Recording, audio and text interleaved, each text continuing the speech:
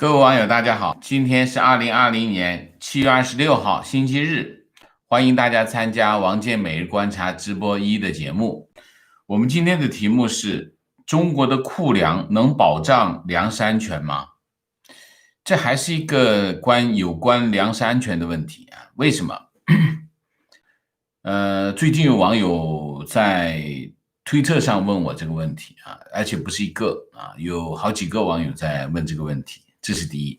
第二，我们最近在推特上也看到一些视频啊，就其中有一个粮商在中国的这个粮库啊，所谓的粮库其实是中储粮的粮库啊，叫储备粮库，看到里面的粮食啊，这个粮食全部都是水泡粮。所谓水泡粮就是被水泡过的粮食，被水泡过的粮食是不能吃的啊，会发霉啊。那么这里面的粮食基本上是不能够被食用的，也就是说，入库的粮食肯定是被调包了啊，调包了。那么这个情况是什么情况？引起我的关注。那么我也在关注一些关于中国粮食安全的问题。关于中国粮食安全的问题，在今年3、4月份曾经普遍出现的一个问题啊，我们那个时候也做过一个专题。那个时候因为突然东南亚的几个国家禁止出口大米，那就传出来中国粮食的问题。我们做过一个专题，那个时候的专题的结论是，中国没有粮食供应的问题啊。它会出现一些短期的，由于疫情各个封路啊，这我们叫通路啊，通路不畅，它会导致某个局部地区的供应不足，但是并不是整个全局性的粮食供应的问题啊。那当时有一些数据啊，这些数据我们都拿来用啊。那么现在我在看这个问题的时候，有一些新的资料和新的看法。所以我想今天我们再讲讲这个问题啊，这个问题我认为值得高度关注啊，请大家留意啊。先说新闻啊，人民日报有一个评论员文章啊，题目叫抓好粮食安全，保障粮食安全啊，抓好粮食生产，保障粮食安全，这是应该是昨天的报纸啊。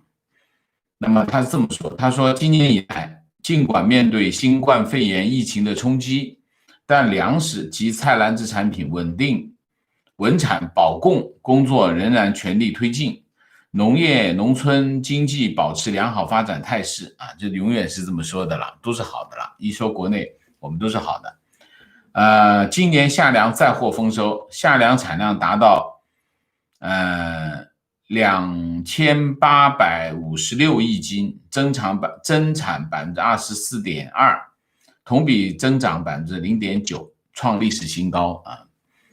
那秋粮面积稳中有增，在田作物长势良好，可以争取有更好的收成。总的来说，我国粮食连年丰收，粮食储备丰裕，完全有能力保障粮食和重要农产品供给，筑牢国家安全生产防线啊。这里面，那么中国有粮食短缺的问题吗？啊，然后国务院联防机制开过一个记者会，它有几个主要的，我先把就是政府的理据我都跟大家讲一遍，然后我们一项一项来分析。第一，粮食产量啊，就是国务院联防机制开的记者会里面讲，中国粮食问题不大啊，没有太大的粮食问题。它有4个理据，我删掉了一个啊，那么我就跟大家讲3个。第一，粮食产量，中国连年粮食丰收，连续5年稳定在 1.3万亿斤以上啊。那么去年粮食产量是 1.32亿斤啊，那么创历史新高。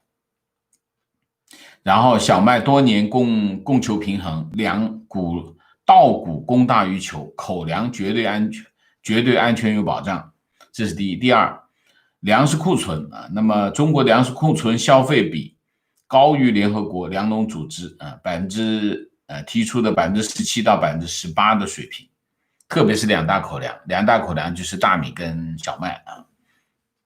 然后是中国谷物进口啊，他说中国谷物进口量是1468万吨啊，那么相当于不到300亿斤，仅占中国消费量的20%啊。那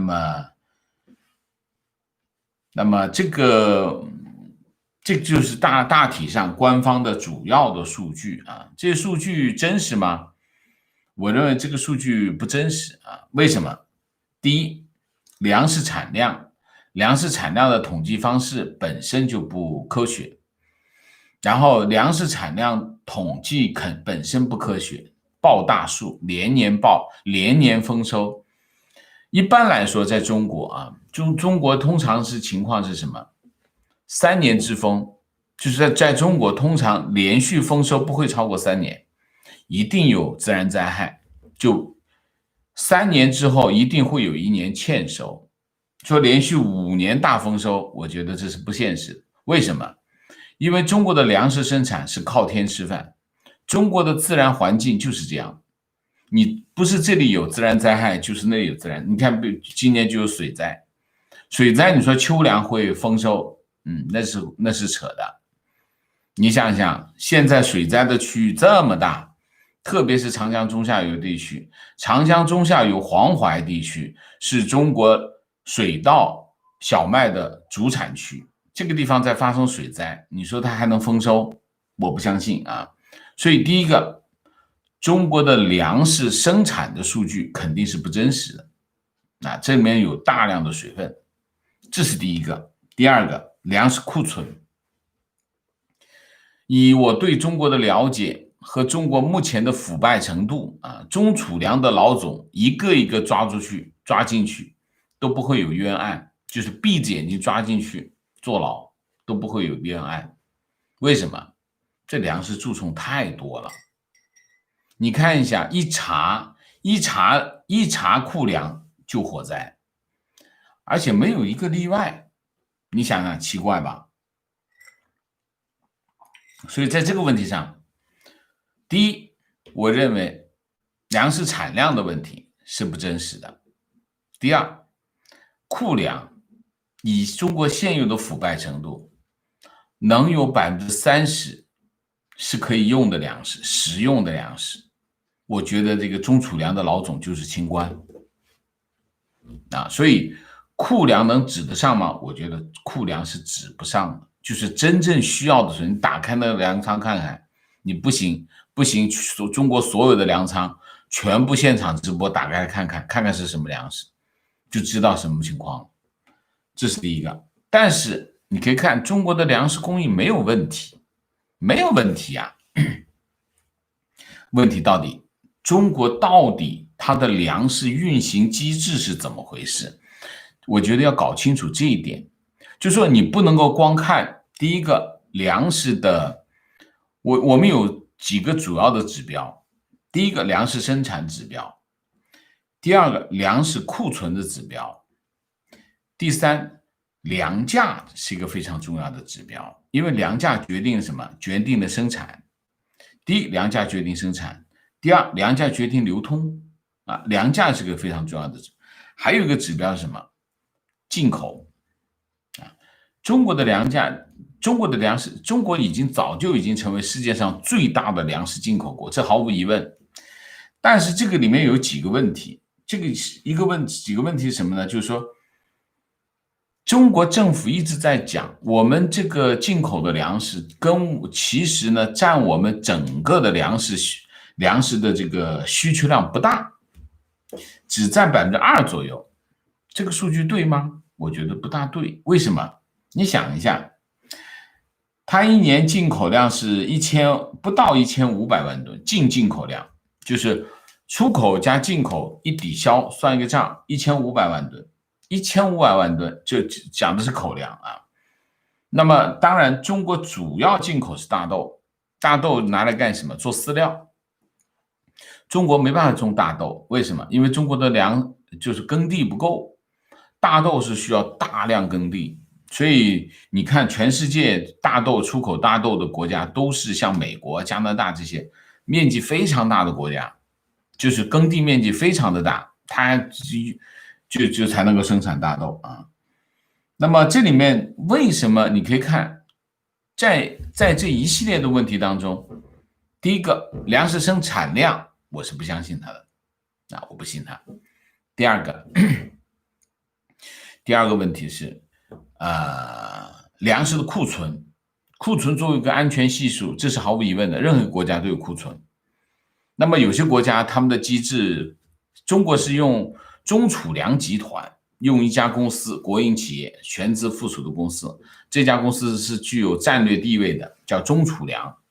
中储粮它去储存粮食，那用这种方式。那么有些国家，你比如说我举个例子，香港是没有有一部分粮食生产，但是粮食生产对它的需求来说不足为道，它全部都是进口。但是它的进口模式是什么？它的方式是什么？你经营粮食可以有个前提，你得保障我每个月你现在的库存能保障2个月的供应，你就可以做粮商。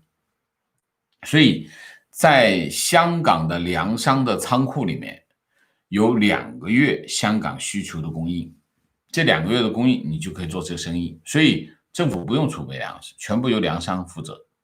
那当然这个储备的成本也会反映在粮价上，但是你们互相竞争，当你一互相竞争的时候，这价格就上不去，大概就是一个这样的模式，这就是纯市场经济的模式啊。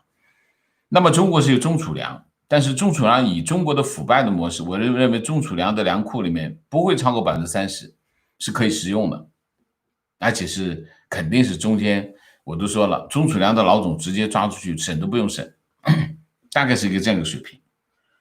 所以呢，但是你可以看这么多年中国粮食也没出问题啊，问题的关键在哪里啊？我们来看一下，先看有没有粮食，就是全世界有没有粮食，全世界是有粮食的啊。那么2019年这个全世界大麦供过于求啊，就是2019年的数据啊，今年的数据我没有，2019年的数据，大麦供过于求30%，小麦供过于求60%，玉米供过于求40%，大米供过于求50%，将近50%，46%啊。所以在全世界范围之内，粮食供应是绰绰有余的，没有问题。那么新冠疫情会对这个有什么影响？有一定影响，对供应有一定的影响，但是它影响的更大的是需求下降的很多，所以理论上来说，目前在整个国际市场，供应没有问题，供求问题没有问题啊，这是第一个。第二个，从全球范围之内，全世界的这个粮食贸易越来越大，就是说什么意思呢？就是大家开始慢慢的把需求放到国际市场上去，就是说从别的地方买粮食来吃。为什么？比较效应，就是说国际市场粮价高，那我就自己生产；国际市场粮价低，我就不生产，我就从国际市场买，大概就是这样。那么主要的粮食出口国是几个？一个是美国，当然大家都知道；一个加拿大，大家都知道；第三个是俄罗斯；第4个是阿根廷；第5个是欧盟。所以你可以看啊，这些国家都是国土面积非常大的国家，它有大量的耕地，然后它可以生产粮食啊。那么美国是最大的粮食出口国啊，那么它主要出口大豆、玉米啊，粮食总出口量超过1亿吨，那么占全世界的出口量的1/4啊，这是一个。然后第二就是俄罗斯啊，小麦、大麦啊，出口量是3000吨啊，3000万吨啊。那么主要的粮食进口国，你看全是亚洲国家，中国、日本、韩国。中国主要是进口大豆啊，中国进口的大豆占全世界产量的27%、28%。为什么？因为中国养猪，吃猪肉，吃猪肉就要有饲料，饲料就用大豆，大豆做的饲料，所以中国就进口大量的大豆，其实主要是为了养猪。那么，但是呢，中国呢进口的作为主粮，中国有主粮的概念，其实很多国家是没有主粮的概念啊，没有什么，就小麦拿来做面包，但是它主食中国有主食，主食就是米或者面啊，但是很多国家的饮食方式又不一样啊。那么中国的主粮大米、小麦啊，进口量比较小啊，这真实吗？中国人吃那么多大米，可是进口大米那么少，很奇怪啊。那么大米进口量只有550万吨啊，那么小麦进口量是100万吨，就连配额的一半都没用到。那么最高当然就是大豆啊，大豆进口量是将近1亿吨，9410万吨啊，占进口粮食的73%，非常大啊。好，那么中国目前大米库存1亿吨库存啊，在完全没有产量的情况下，可以满足2个月的需求。还有小麦库存1.3亿吨，这个3亿吨不全部都在中储粮那里啊，这还有很多粮商仓库里都在这里面啊。那么大概是一个这样的问题啊，大概的一个这样的问题。那么这里面几个核心的问题啊提出来。第一个，库粮还在不在？这第一个。第二个，中国的粮食产量真实吗？这第二个。第三个，到底什么因素在保障市场的供应啊？那么去年2017年大前年，中国进口的稻米是403万吨，一半来自越南，1/3来自泰国。但是实际上呢，你可以看一下中国消费的大米的数量非常的高，非常高。其实原来北方小麦消耗量大，但是现在北方大米的消耗量也非常的大啊。那么这里面有几个因素值得我们关注。第一个因素是什么？就是价格。中国的粮食价格，我们先说不说别的啊，就零售价格而言，比国际市场高40%左右。从批发价格而言，中国的市场价格比全世界国际市场高将近1倍，这是非常大的价差啊。然后呢，由于中国的粮食价格比国际市场高，中国对粮食啊，特别是口粮进行配额管理啊。那么这个配额是多少？小麦963.6万吨，那么这个就是国营单位啊，它的比例占到90%。玉米720万吨，大米532万吨啊，那么这些配额都基本上50%以上都掌握在2个单位，一个是中粮集团，一个是中储粮，就掌握在他们手里啊，那么2017年进口小麦的进口量连一半的配额都没用到啊。但是这个因素是什么决定？是什么样的因素改变了目前的这个情况呢？就是说，你可以看这里面有一个情况很奇怪，就是说，中国粮价这么高，那么配额这么少，配额就一点点。你看500万吨，500万吨根本就很少的粮，很少的配额，它实际上用个配额把这个掐死。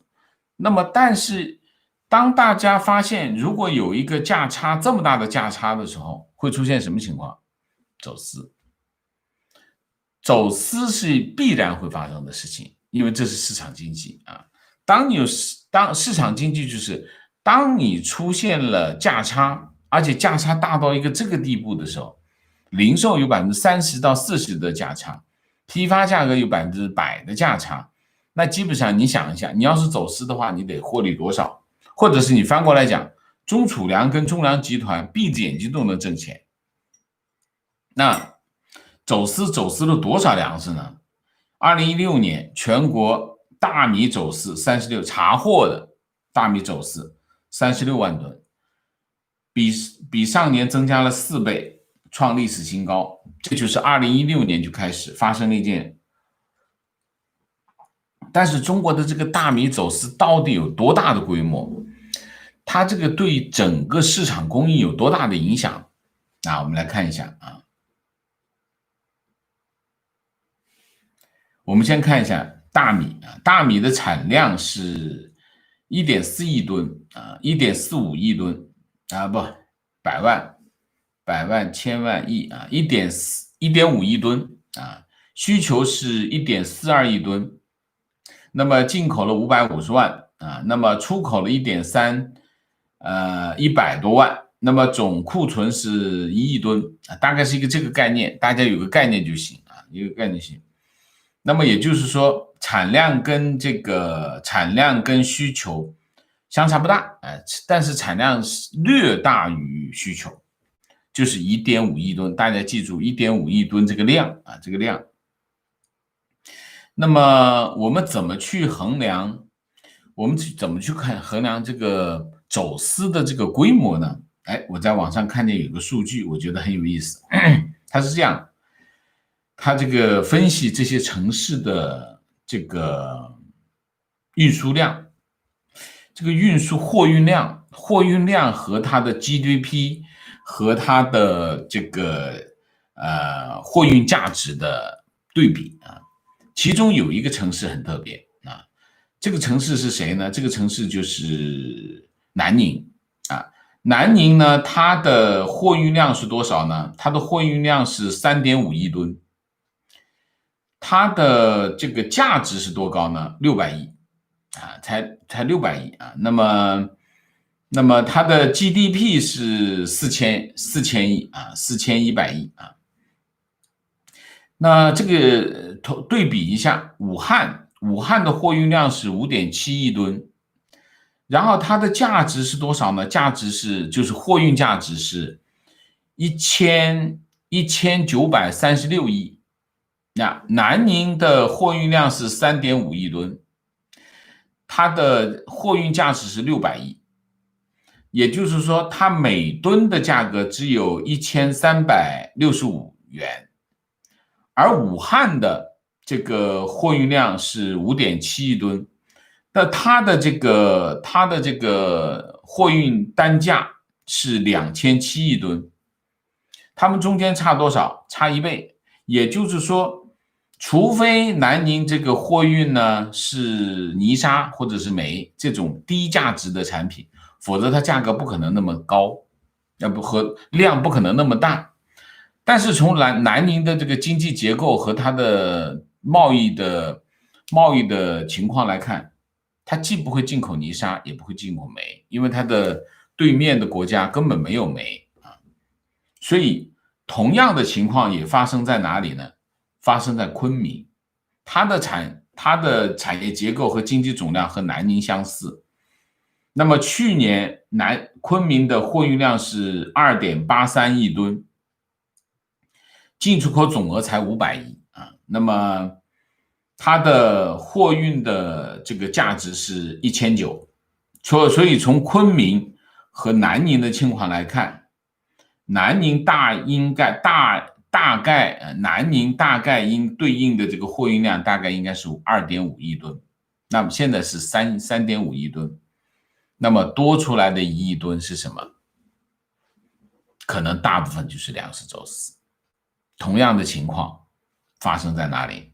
发生在昆明，也就是说他们面对的东南亚的这些城市，他们在大量的走私粮食，应该是1亿吨为单位，应该是1亿吨到2亿吨之间，1.5亿吨之间。大家还记得吗？我们刚才讲的是什么？刚才讲的是消费量，中国的消费量一年是多少？它是根据卖出去的数量，就是根据它的产量来计算它的卖出去的量。但是其实中国的大米消费远远比它统计的要高得多。也就是说，我们可以得出一个比较粗的线条，什么概念？也就是说，中国的粮食安全有没有问题？中国粮食安全最大的问题来自于什么地方？来自于它的进口配额管理。中国的粮价比国际市场高30%到40%，我们讲零售价，我们不说批发价，30%，它其实会带动粮食从其他国家流向中国，因为中间能挣钱。但是中国又实行了配额管理，这个配额又很少。第一，配额数量非常的少，550万吨大米。然后这个配额又掌握在中粮集团跟中储粮的手上，多少？我看一下配额，粮食50%掌握在它就这么多配额。当它有更多的需求的时候，会怎么样？就发生走私，而且是大规模的走私。从中国的，因为大米的产量在东南亚，那么就和东南亚接壤的这些云南、广西这地方就开始大量的走私。这个大量的走私的后果是什么？就是说，走私粮食成为中国的粮食供应的一个非常重要的环节。你看一下，如果以1亿吨为单位的话，中国每年的大米的产量是1.5亿吨。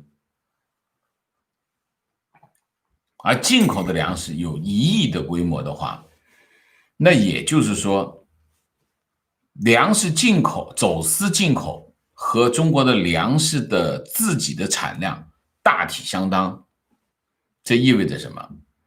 意味着中国的粮食供应处于一个非常不稳定的状态，因为它在走私。当它走私的时候，这里面就出现很多的情况，这个情况就不可控。这取决于什么？海关抓不抓？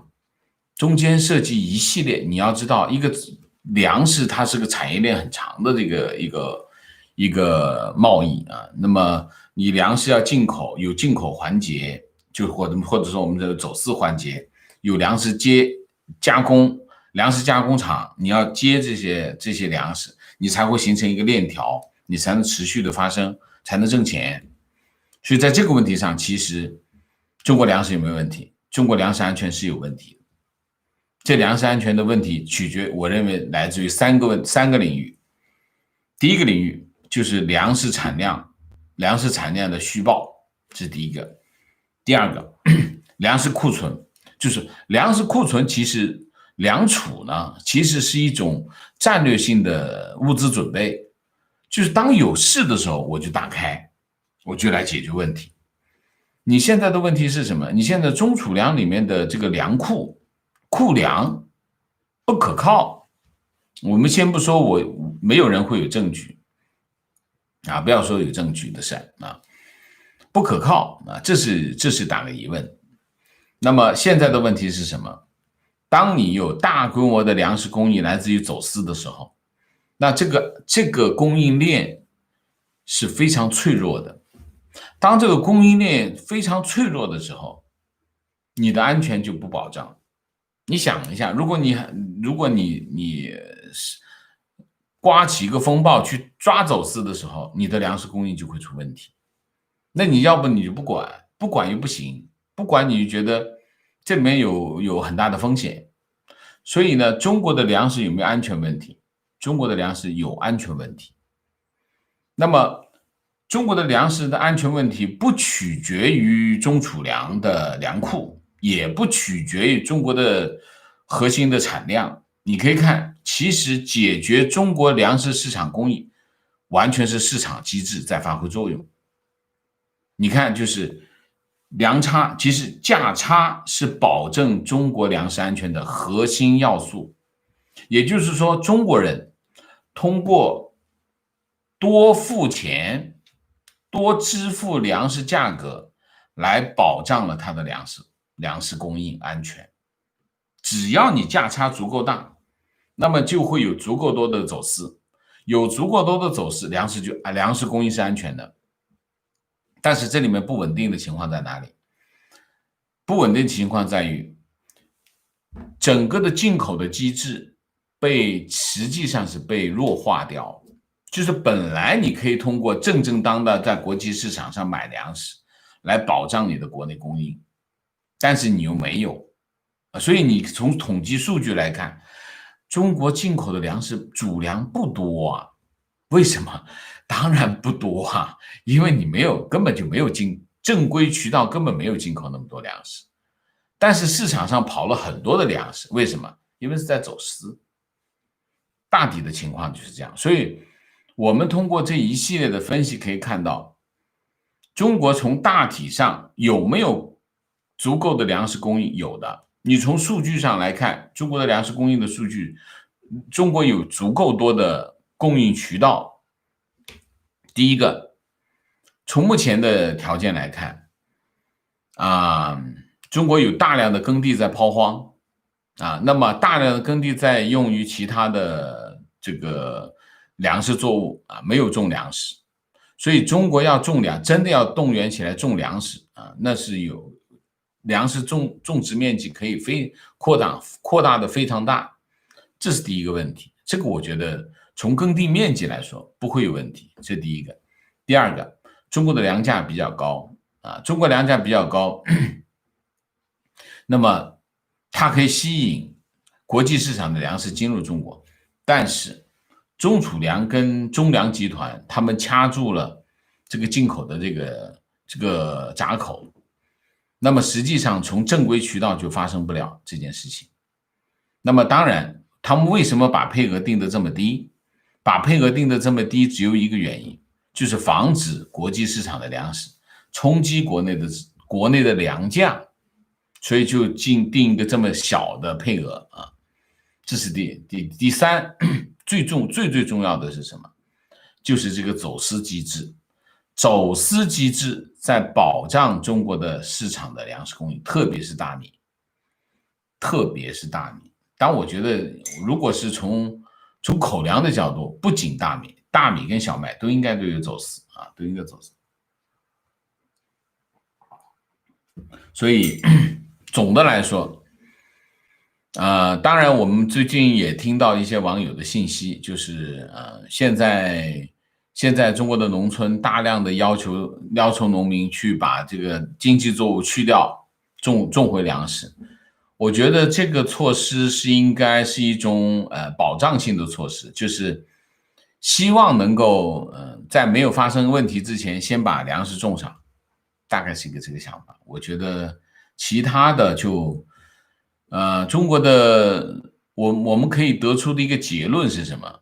我们可以得出的一个基本结论就是中国的粮食供应是脆弱的。就中国的粮食供应系统是脆弱的，目前粮食供应它有一个非常大的数量来自于走私，那么这么大数量的走私，意味着有一个它的安全度是不高的，所以中国有粮食风险是基于这个。那么只要中国能够保持足够的价差，那么粮食供应是可以实现，只不过呢，正规渠道没有发生，大概是这样，好吗？我没办法去做调查，因为我没有那么多的资源，我也没那么多的时间，但是我可以通过现有的这些资料，我们分析，大概能够得出一个今天这样的结论，好吧？好，我们今天的主题就讲到这里，我们下面就进入互动进入互动呢，有两点第一点就是我们需要我们之前有网友提出一个要求希望能够开放一些这个会员视频给大家那么我也是想这个要求我昨天在会员视频的过程当中，我征求了一下会员们的意见那么也得到大家的支持。那么我先跟大家打个招呼，就我们会尽快的安排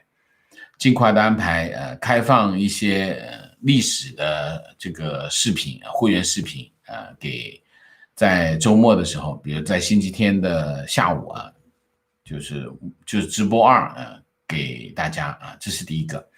第二个呢，当然同时我们与此同时呢，我们会补偿一下这个会员啊，因为我们现在会员福利并不多，那我们就想补偿一个什么会员福利呢？就是我们会开始制作，把这个即期的这个当期的直播，增加转化一个视频 MP3 的音频节目，我们会放在一个地方让会员来下载。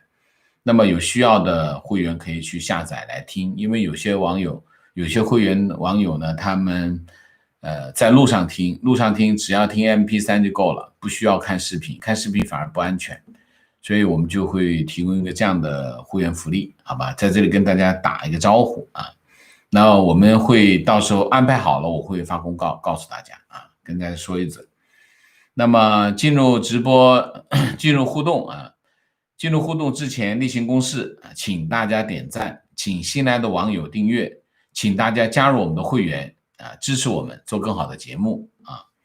那我们现在进入互动啊，进入互动之后呢，请大家不要聊天，3个情况、问题、观点，好吗 ？OK。那明谢一下啊，明谢 Daniel Young， 谢谢。红花配绿叶，谢谢 Eagle X， 谢谢差点错过直播4岁小儿子突然喊王健呢，看王健，于是就赶来了，敬茶，谢谢Sophie 萌，谢谢刘旭轩，谢谢。一直有一个问题，拆防火墙，美国技术上可行吗？若可行，白宫会不会采取这一行动？拆墙和官员个人制裁结合实施，肯定会对中国社会产生巨大的推动作用。拆防火墙对中国技术，对美国来说技术上是可行的可行的。为什么？跟地址有关系吧，就是 IP 技术，跟 IP 技术是有关系的应该是可以做到。好，我们进入互动那么请大家点赞，请大家多多点赞，谢谢观点。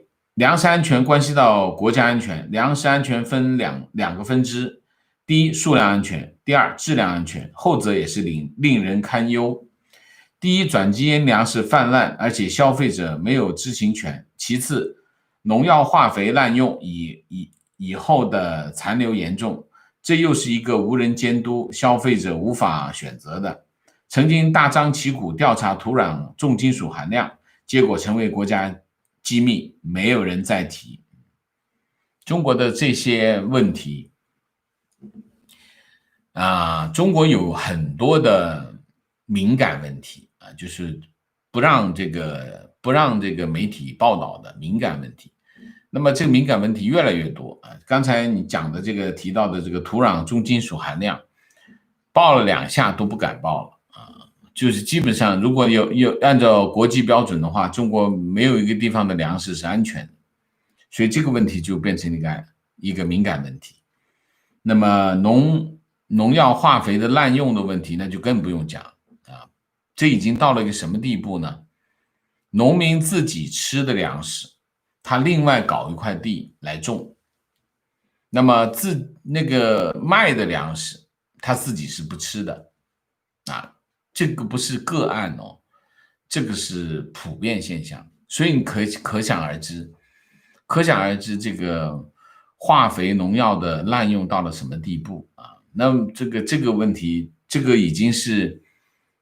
它已经变成中国人的生活的一部分，就是食品安全。中共天天在讲这个社会主义优先性中共集中力量办大事，可是跟人民生活有直接密切关系的粮食安全、食品安全、药品安全还有这个牛奶的安全，中共都搞不定，搞到现在搞不定。搞不定的原因是什么？利益集团，有利益集团在里面。你比如说牛奶的利益集团就是2家公司，一个是蒙牛，一个是伊利，对吗？这保障他们的利益，所以连这个牛奶的标准都按照他们的要求来定。所以你可见所谓的社会主义优越性是什么？是狗屎提问：今年上半年，王先生在几次直播中强调不相信中国有粮食危机。请问目前除了水灾以外，是什么因素使王先生改变了观点？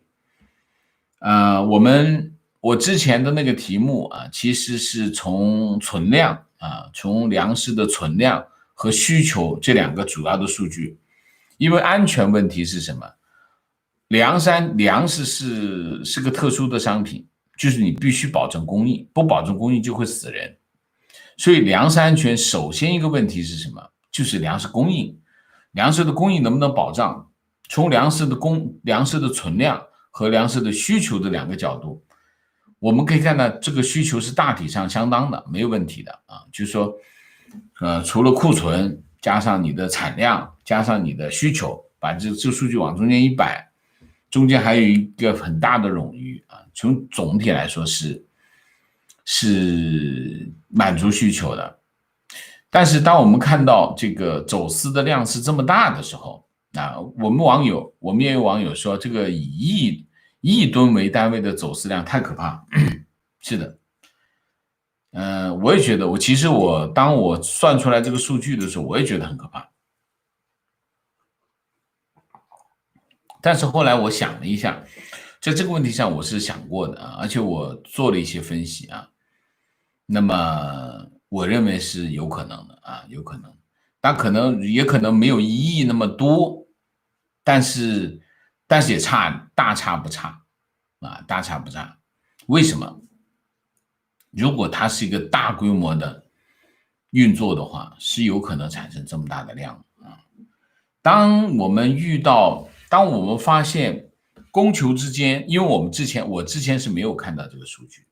没有看到这个走私有这么大的量的这个数据，就是说你有这么大的一个供应的环节是走私这个渠道来实现的话，那么这个供应链是很脆弱的。你想一下，走私嘛，对吗？所以我认为它的风险是来自于这里。也就是说，中国的粮食供应机制畸形，就是中国的粮食供应机制是畸形，就是它还是没有利用这个整个市场机制来完成一个市场的运作，它还是那个计划经济的那一套。所以这个计划经济的那一套东西，第一效率低，第二代价大，第三就是不能解决问题啊。实际上计划经济那套东西是解决不了问题的啊。所以这个因素核心的问题是什么？当我们发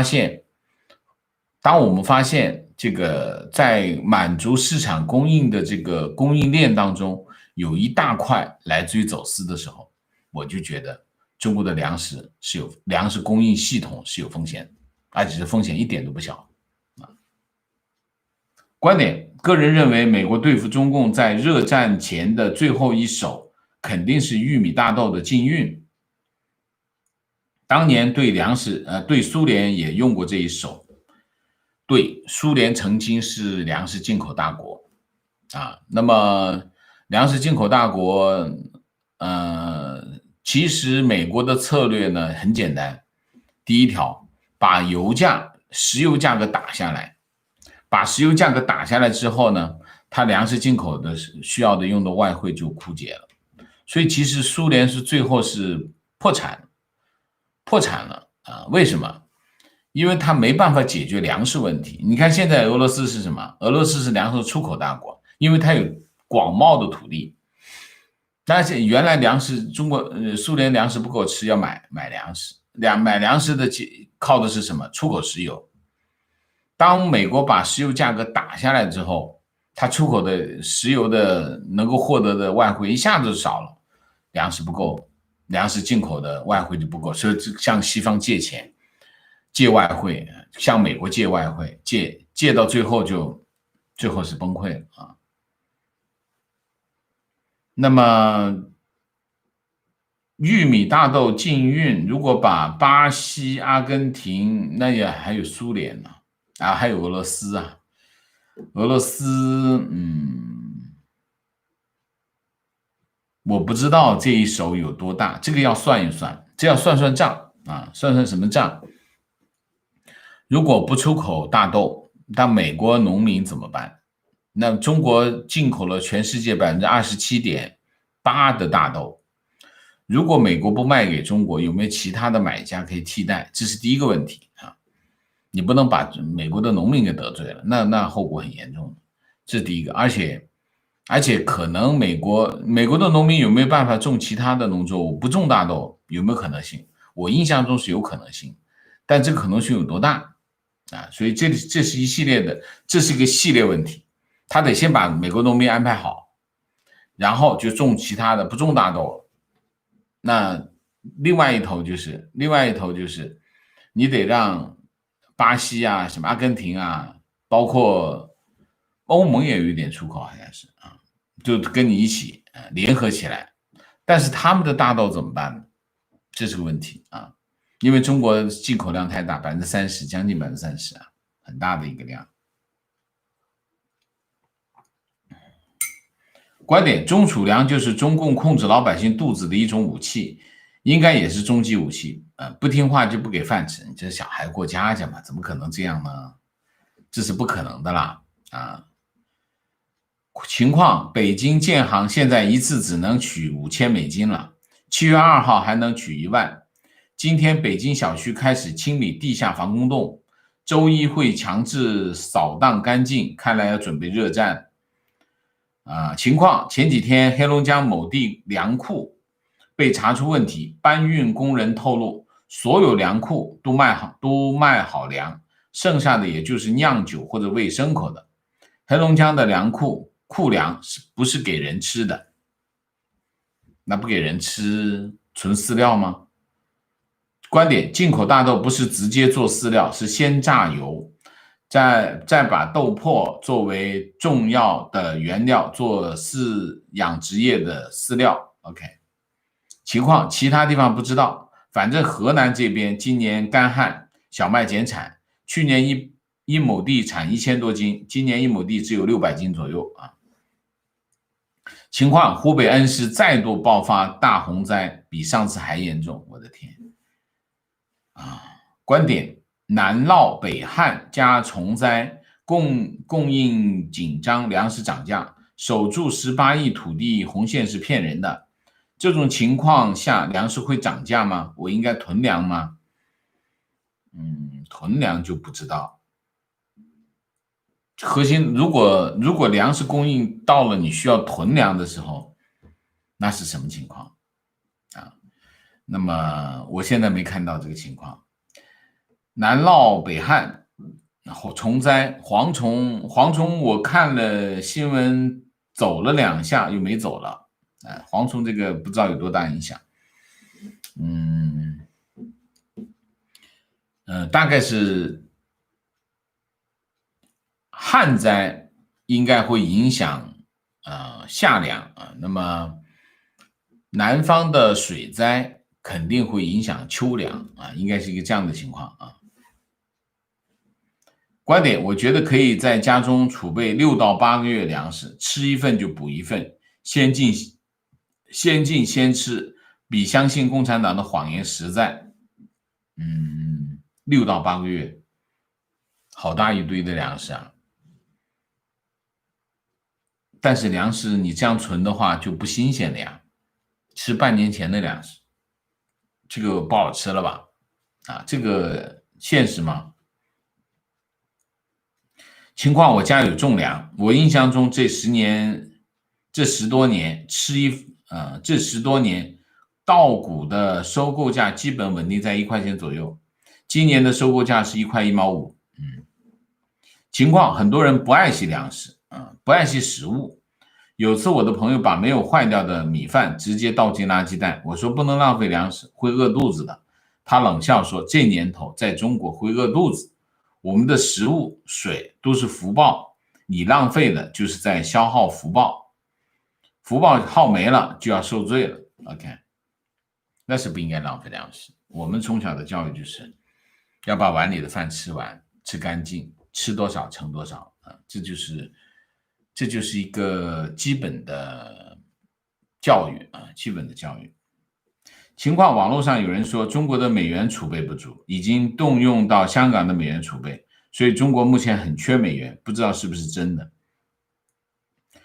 我们已经讲过很多遍了中国现在缺美元，不是美元不够不是银行里没有美元，是人民银行让银行不能卖那么多美元给你，是这个隐瞒。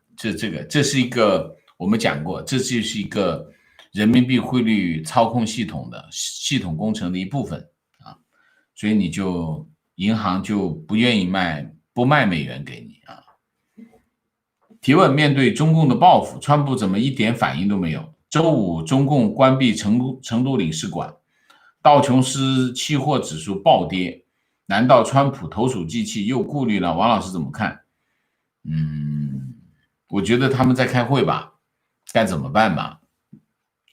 这个投鼠忌器我没有觉得因为川普已经讲得很清楚了，他对这个中美贸易协议已经放下了所以我不觉得有问题情况，王先生你好，1小时前新闻报道，7月24日受中共中央政治局委员、国务院副总理孙春兰委托，国家卫生健康委主任马晓伟来联实地调研大连疫情防控工作，听取大连相关工作汇报，部署下一阶段重点工作。比较好奇，类似于这样的委派或者是指派，不是主席的工作吗？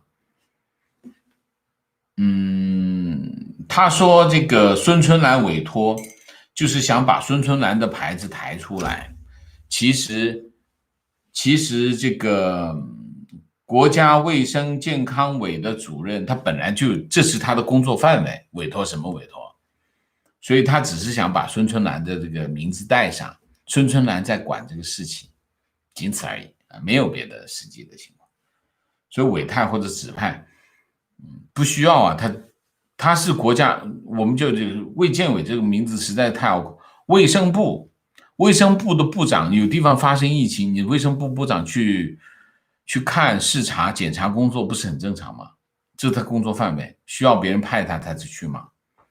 所以这个问题其实就是为了把孙春兰这个名字拿出来，告诉大家的，我在管这个事，这都是习近平带起来的好头提问：既然粮价高，为什么在中国吃的又那么便宜？我一直想不通。举个例子，在美国2个人吃一顿烧烤100刀，在中国2个人吃一顿也就100人民币，购买力评价在这里完全不起作用。网友答：不能这么对比，这是餐厅价格，里面包含太多人工等其他成本。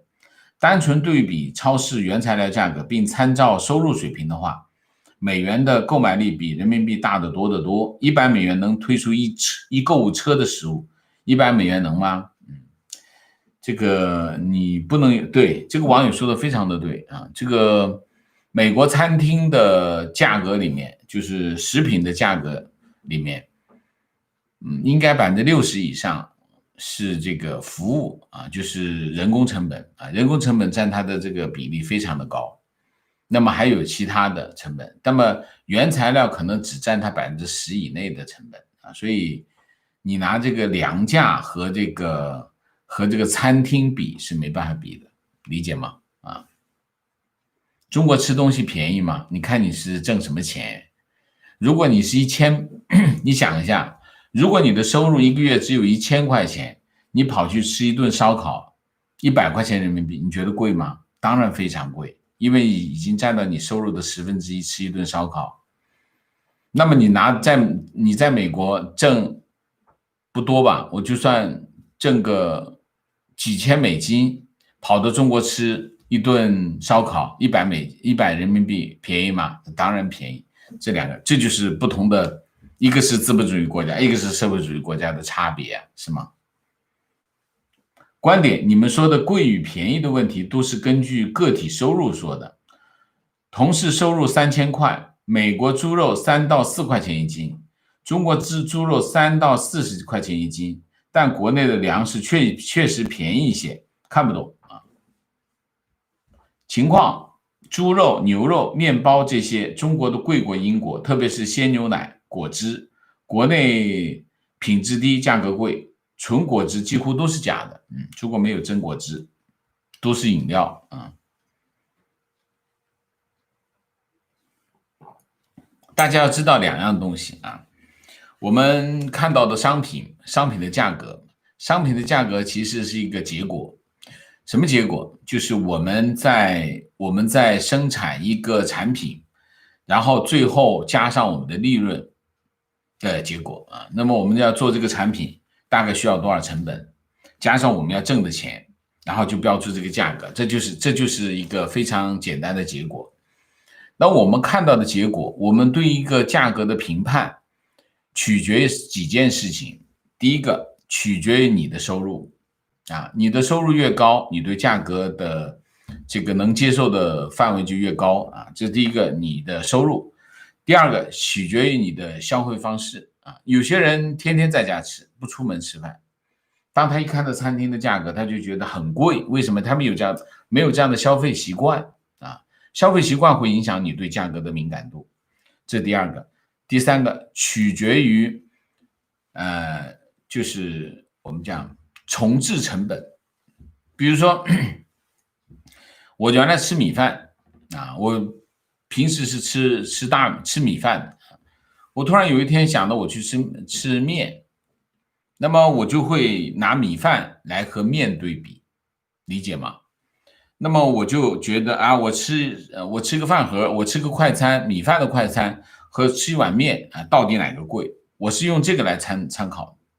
所以呢，一个人对价格的感知取决于我刚才讲的这三个东西啊。那这三个东西都会影响你对价格的判断，所以不要相信你直接说啊，我看到的在中国吃饭完全比美国便宜啊，所以为什么它粮价还是比美国要贵呢？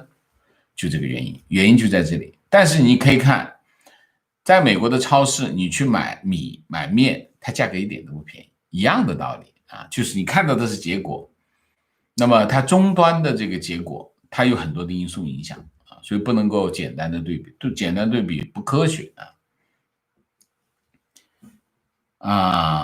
观点，我觉得中国接下来社会会发生混乱，成为一个无法无天的国家。现在叫农民砍掉经济作物种粮食是不现实的，因为会种经济作物的不见得会种粮食，而且经济作物和粮食价差太大，农民不愿意啊。那么就算政府补贴三瓜俩枣，刺激不了农民的积极性。还有，现在农村大多数老弱病残在种地，很多农村下一代根本不会种地，也不想种地，所以改种粮食恐怕很难实行。是这个情况是非常正确的啊，中国的现实就是这样啊。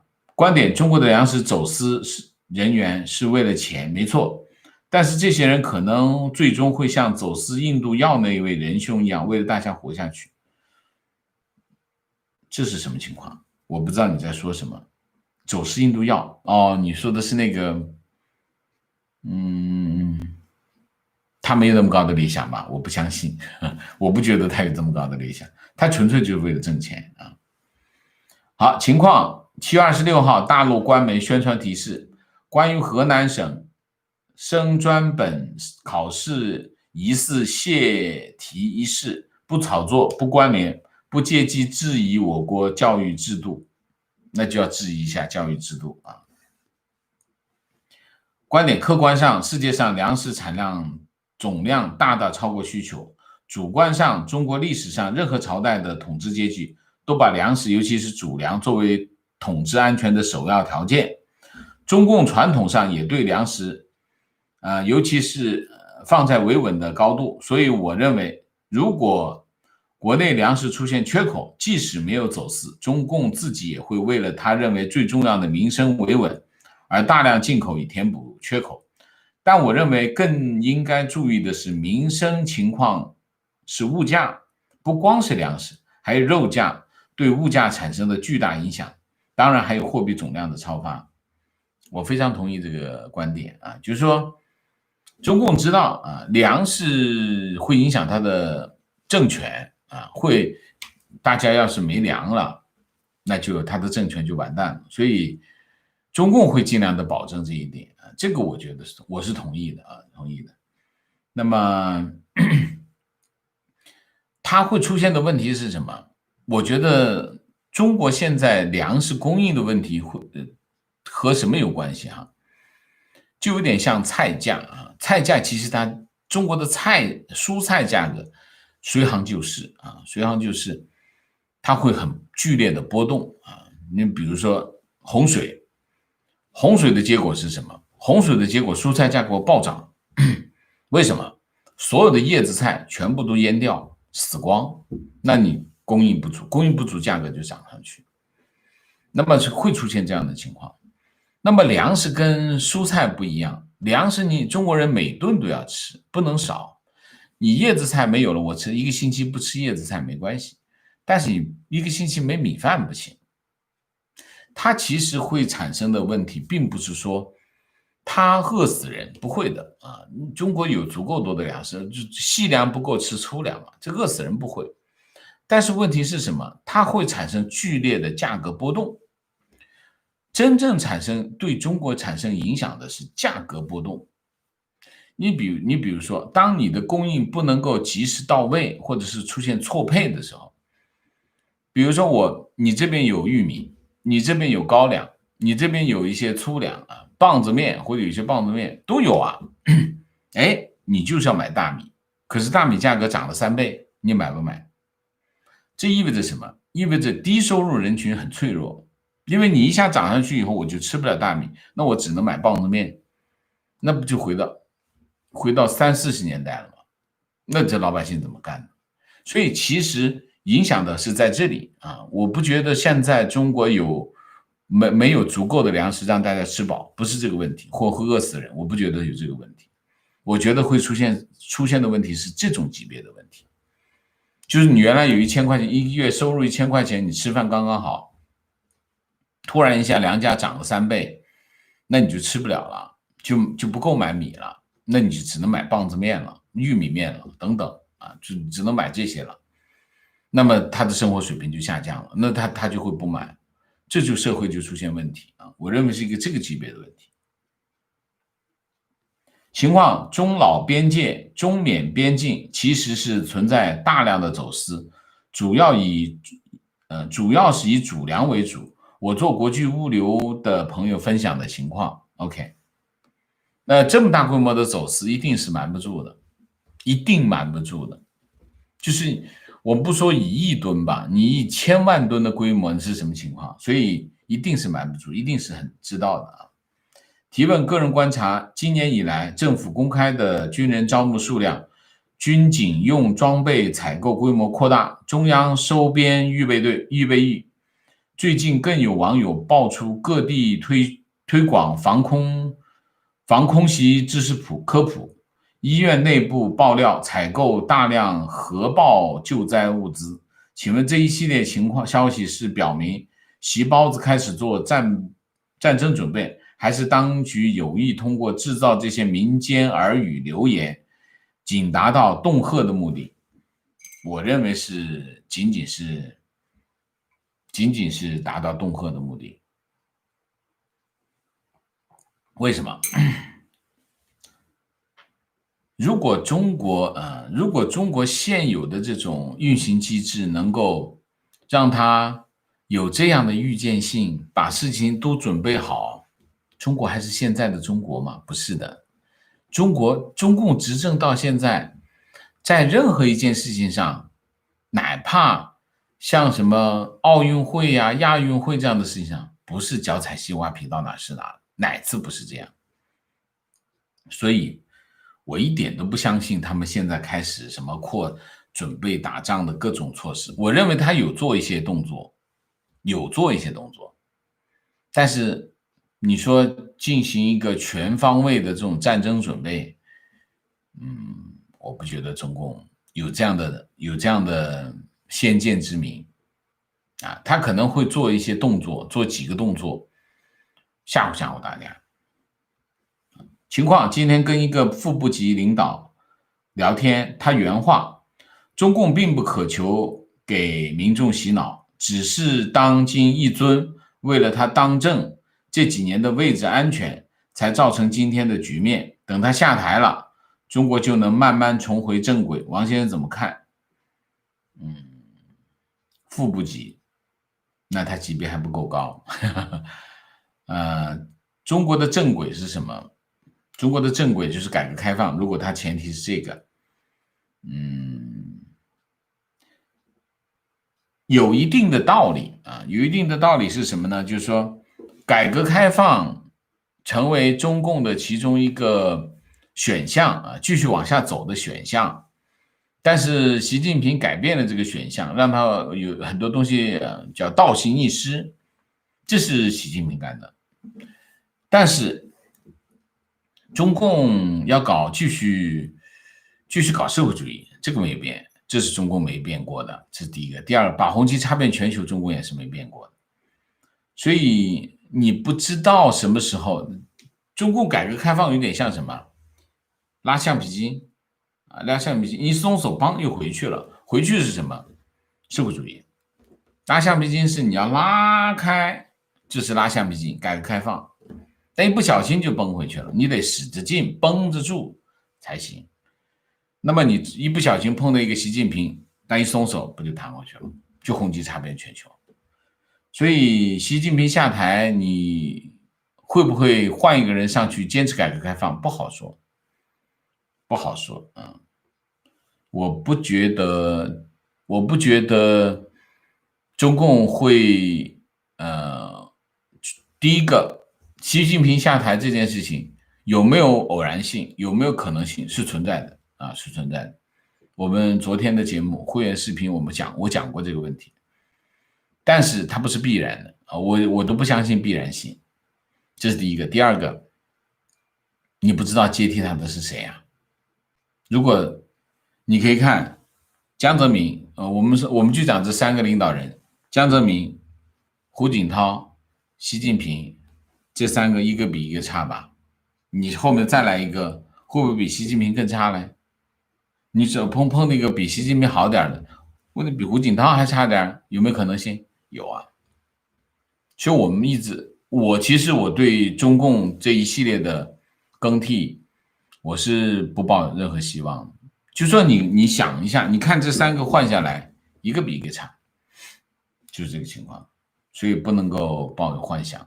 在这个时候不能抱有幻想。提问：新闻报道，最近中国从美国进口农产品一直在增加，是出于履行贸易协议的要求，还是出于粮食安全的考虑？中国买的粮食都是期货啊，那么他有没有把这个算过？我觉得是算过的。但是我觉得首先应该是履行贸易协议吧。如果中国不履行贸易协议，美国继续打贸易战，那更糟糕。这是第一个问题。第二个，如果他出于粮食安全的问题的话，他不一定要从美国买，他从其他地方买也是一样。那么最大的可能性是什么？首先是履约，第二个正好国内缺粮，那我就买一点，这不是一举两得吗？是吗？观点：中国的粮食结构会发生变化，因为经济下行和外汇下降后，动物蛋白下降，碳水化合物会上升，所以对小麦和大米的供应会增加，这是个动态趋势，非常正确。但是中国人动物蛋白，除非收入下降，核心的问题是收入下降，收入下降，你吃肉就吃少了，对吧？你就买不起。肉还是贵的嘛，是吧？所以应该是这个原因，就是核心的问题是什么？就是如果收入下降，那么碳水化合物会上升，动物蛋白会下降，应该是这样啊。观点：为什么中国粮食便宜？其实是掠夺农民的传统而已，从毛开始一直到现在，非常正确。中国有没有解决这个问题？没有解决这个问题啊。观点：囤粮要有忧患意识，解决没有解决有没有的问题先。存大米可以存最便宜的，2块钱一斤，买500斤放家里，自己不吃。正常超市买好的吃，就是应对危机用，当做睡个安稳觉的保障。如果你觉得在那儿待着连吃饭都会有问题的话，你为什么还在那儿待着呢？这个问题大家考虑一下啊。观点：国与国之间粮食的禁运，那是非常极端的情况下的措施，那必须在道义上有很坚实的理由才行，因为这种制裁直接受害的是普通老百姓。就现在中美关系的对立程度，还看不到这种可能性，非常正确。提问是否会像茉莉花革命那样，国内底层人民在政治高压下，因为粮食价格暴涨而起来反抗？无法预测。提问：粮库里的粮食好多都不能吃，有的甚至是10几年的陈粮，根本没法吃。按规定，每过7年，粮食就要更新一次，但是粮库里只是把陈粮拉到火车货运站，过2天原封不动拉回粮库。本人在火车货运站工作时亲眼目睹，这就是这样啊。观点：这样大量的走私，是不是因为中共为了表面吹嘘中国是粮食大国，而实际上为了满足需求暗许走私的行为？